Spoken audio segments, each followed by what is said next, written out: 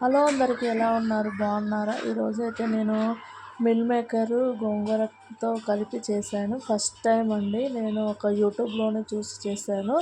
చాలా చాలా బాగా కుదిరింది. నాన్ వెజ్ తిననోళ్ళకి ఇది చాలా అద్భుతంగా నచ్చుతుంది.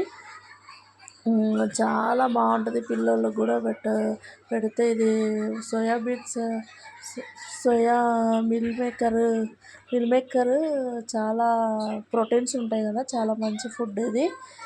చాలా బాగా కుదిరింది నాకైతే. నేనైతే ముందుగా గోంగూరను కొంచెం కడిగి పెట్టేసుకొని దాంట్లో పచ్చిమిర్చి, కొంచెం అల్లము, 2 టమాటాలు తీసుకొని ఉడకబెట్టుకోవాలి. కొంచెం ఆయిల్ వేసుకొని అది అది చల్లార్చినాక మిక్సీ పట్టుకొని పక్కన పెట్టేసుకోవాలి. తర్వాత నేను ఒక ఆనియన్ పెద్ద సైజు ఆనియన్ అయితే ఒకటి తీసుకున్నాను. అది తాలింపు వేసుకొని అది మగ్గిందాక ఎర్రగా బ్రౌన్ కలర్ వచ్చే వరకు ఫ్రై చేసుకొని దాంట్లో ఈ ఈ పేస్ట్ ఉంది కదా, ఈ పేస్ట్ని వేసి కొంతసేపు ఆయిల్ పైకి వచ్చే వరకు ఫ్రై చేయాలి.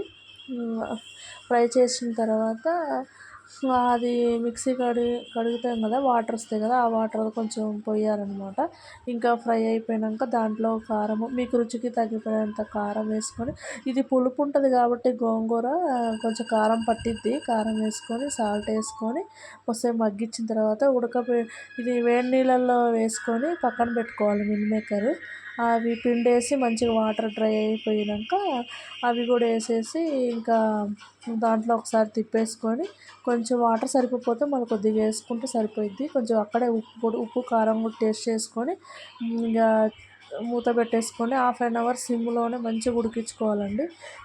ఆయిల్ మొత్తం పైకి వచ్చిద్ది కదా, ఇక అప్పుడు స్టవ్ ఆఫ్ చేసుకొని బంద్ చేసుకోవడమే. చాలా చాలా బాగా కుదిరింది కర్రీ అయితే. ఈ వీడియో చూసి మీరు కూడా ఒకసారి ట్రై చేయండి.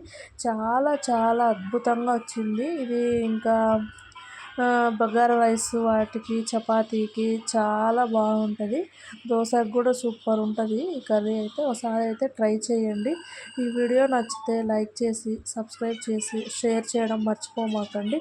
ఒక్కసారి అయితే సబ్స్క్రైబ్ చేసుకోండి ప్లీజ్.